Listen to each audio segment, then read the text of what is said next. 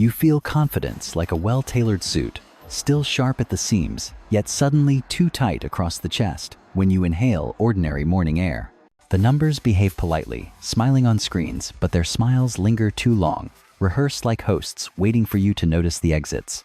You tell yourself calm is earned, not borrowed, even as your hands check pockets repeatedly for reassurance that never quite stays put. Debt does not arrive shouting. It clears its throat softly, asking permission to sit closer, close enough to share your warmth. Each promise you make feels small, manageable. A glass of water offered to thirst, ignoring how quickly thirst learns your name. Confidence shifts from certainty into posture, shoulders squared, voice steady, while something hollow echoes just behind your ribs. You begin to confuse momentum with safety mistaking motion for direction as the ground subtly tilts beneath your confident stride. Applause still comes, but it sounds thinner now, like rain on metal rhythmic, yet incapable of soaking anything deeply. You notice hesitation in your own reflections, a delay between thought and action that did not exist when belief moved faster. The system breathes evenly, but you hear strain in the exhale, a faint whistle, signaling air escaping somewhere unseen. Advisors speak gently, cushioning words as if afraid sharp syllables might fracture something fragile and already under pressure. You nod, absorbing reassurance like anesthesia, aware it dulls sensation without touching the wound that keeps reopening. Confidence becomes maintenance, something you service daily, tightening bolts, repainting surfaces, hoping decay respects appearances. Markets feel like mirrors, now reflecting your doubt back at you, multiplying it until the room fills with silent questions. You start avoiding stillness because quiet reveals how loud uncertainty has become inside your carefully controlled thoughts. Dependency forms invisibly, like scaffolding erected overnight, holding you upright while quietly deciding how high you can climb.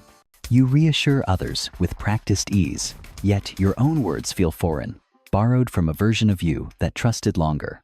Confidence thins, gradually stretched across too many assumptions, becoming translucent enough for fear to show through. You sense the change before charts do a tightening behind the eyes, the instinctive flinch before something breaks. And in that moment, you understand confidence does not shatter suddenly. It starves, slowly fed less truth each passing day. You keep smiling because the smile is part of the contract now, and breaking it would expose how much you rely on everyone believing you. The headlines praise resilience, yet the praise feels like a eulogy rehearsed, early spoken softly, so nobody panics at the word end. You watch liquidity like a tide line on a pier, noticing it retreating inch by inch, while tourists keep taking photos. The exits stay unlocked, but you sense the crowd drifting closer to them, pretending they are only stretching their legs. You sleep lighter, waking to imagined alarms, and in the dark you count obligations like rosary beads. Death sits at your bedside now, not threatening, just present a roommate who never pays rent, yet claims the best closet. You begin speaking in careful half sentences that promise without committing, because commitment feels like a nail through the palm. Confidence becomes choreography, the same steps repeated until you forget whether you are leading or being led. The market's optimism looks glossy, like fresh varnish over splintered wood, shining beautifully under lights you refuse to dim. You feel the first real fear when insiders stop boasting and start whispering their laughter, replaced by private glances and closed doors. You tell yourself this is normal, that caution is wisdom, but your throat tightens like it disagrees. Dependency tightens too, invisible hands adjusting your collar, reminding you how quickly comfort can become control. Small shocks arrive harmless alone, like pebbles on a windshield, until the glass begins to spiderweb quietly. You publicly call them temporary, yet privately, you stop using that word because it has begun to taste like metal. Citizens feel it first at the edges, shorter patience, sharper jokes, a reluctance to plan beyond next week. You interpret their restraint as prudence, ignoring how prudence can be another word for waiting to run. Confidence thins again, and you find yourself bargaining with the future, offering it pieces of today to stay quiet. The calendar fills with meetings that resemble rituals, repeating gestures meant to summon calm like a spirit. You leave each meeting exhausted not from work, but from pretending certainty is still a resource you can manufacture. And somewhere behind your eyes, the thought hardens. When confidence dies, the crash is only the body finally hitting the floor. You wake earlier each day, not from urgency, but from a vague sense something important has already started happening without you. Confidence now feels like a fragile truce, maintained through silence gestures, and the mutual agreement not to ask difficult questions. You notice how often reassurance replaces evidence, how tone matters more than substance when belief is already thinning. The system continues moving, but the movement feels borrowed, like a body carried by adrenaline after the pain should have stopped it. You sense attention drifting elsewhere, not loudly, just enough to make loyalty feel conditional. Debt hums constantly, now a background frequency that makes true quiet impossible to remember. You start mistaking relief for progress, celebrating moments when nothing worsens, as if they were victories. Confidence becomes procedural, checked off daily the way safety lights are tested, even when nobody expects a fire. You hear optimism spoken with care words handled gently, so they do not crack under their own weight. Small inconsistencies appear ignored at first, like loose threads no one wants to pull. You reassure yourself that trust is resilient. Forgetting resilience also describes materials already under strain. The public still listens, but their listening has changed, sharper, quieter, storing rather than sharing. You feel watched by patience, not panic, the more dangerous kind that waits for proof instead of promises. Confidence begins to resemble debt itself, sustained by belief collapsing if examined too closely. You avoid absolute statements, now living inside qualifiers that keep escape routes open. The future feels closer and heavier, no longer abstract pressing against the present with uncomfortable weight. Dependency shifts from support to expectation, a subtle change that tightens every decision. You sense credibility thinning, stretched between competing demands that all require certainty you no longer possess. The room still applauds, but you notice the pauses between claps growing longer. And you understand confidence dies first, because it is the only thing holding everything else upright. You feel confidence retreat inward, no longer a voice, just a posture you hold, so others will not notice the trembling. The days feel padded, wrapped in soft language, meant to dull impact rather than change direction. You begin managing reactions instead of realities, watching faces more closely than facts. Trust turns conditional, offered briefly, withdrawn quickly, like credit extended only to familiar names. You sense the floor still solid, yet every step carries the question of whether it will remain so tomorrow. Debt reshapes time itself, pulling future effort into the present, demanding payment before value is earned. Confidence becomes collateral, pledged quietly to keep doors open a little longer. You notice how silence spreads after announcements, a collective pause where belief once rushed in. Optimism survives as habit repeated, because stopping would force a reckoning no one wants to host. You grow careful with enthusiasm, rationing it like supplies during a siege nobody officially declares. Advisors stop offering visions and start offering buffers, layers, meant to absorb shock rather than inspire movement. The crowd still watches you, but their eyes now measure distance instead of direction. You speak of balance, yet everything feels tilted, effort sliding downhill faster than reassurance can climb. Confidence fades, not in collapse, but in dilution, stretched thin across too many promises. Dependency tightens gently, the way a seatbelt locks only when you lean forward too far. You mistake restraint for loyalty, confusing quiet compliance with belief. The system keeps moving, because stopping would reveal how little anyone is actually steering. You feel the weight of expectation without the lift of trust, carrying load without leverage. Confidence becomes memory, something referenced more often than felt. And in that thinning space, you realize the crash is already rehearsing, waiting only for gravity. You wake to familiar routines that feel staged, like sets reused too many times, convincing only because everyone agrees not to look behind them. Confidence lingers as muscle memory, the body performing belief, long after the mind has stopped supplying it. You notice how quickly reassurances expire, their shelf life shrinking with each repeated use. The system still functions, but only because everyone keeps moving. Afraid stillness would invite questions. Debt feels closer now, no longer abstract, but personal, pressing against choices you thought were still free. You speak carefully, selecting words that cannot be quoted against you when certainty finally fails. The public grows quieter, not calmer, storing doubt the way dry forests store heat. Confidence becomes something you ration internally, offered sparingly, even to yourself. Advisors exchange looks. Instead of ideas, silent communication, replacing plans. You sense trust leaking away, slow and steady like air from a tire no one wants to check. Optimism survives in fragments, brief sparks that fade before warming anything substantial. You mistake this flicker for recovery, grateful for light regardless of its weakness. Dependency feels institutional, now embedded into processes that no one remembers choosing. You continue forward because reversing would require admitting how far you have already drifted. Confidence stops growing and starts recycling reused phrases, filling space where belief once lived. The crowd listens politely, but politeness has replaced engagement. You feel credibility thinning again, stretched between promises that cannot coexist. The silence after announcements grows heavier, weighted with calculation rather than hope. You realize confidence dies quietly, not with screams, but with agreements no one remembers signing. And the crash waits patiently because, without confidence, gravity always wins eventually. You notice confidence no longer spreads. It concentrates, pooling in small corners where fear has not yet evaporated it. The system depends on repetition now, saying the same assurances until they sound factual through familiarity alone. You watch belief shift from conviction into habit maintained because changing habits costs more than enduring them. Debt rearranges priorities, quietly teaching you which promises can be postponed without immediate consequence. You feel anticipation drain from the air, replaced by calculation. Every reaction weighed before it is shown. Confidence becomes performative, a mask worn carefully to avoid startling those who still need to believe.